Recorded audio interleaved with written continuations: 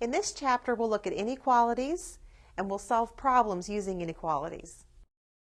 Graph each inequality and write the solution set using both set builder and interval notations.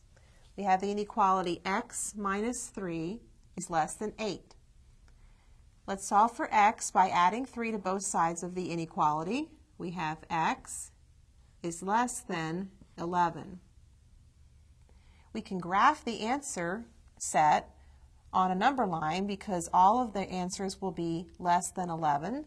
So we can make a 0 mark, make an 11 mark, use a parenthesis to indicate we're not including 11, and then shade in the number line to the left of 11 to show that all the numbers less than 11 will be included in the solution.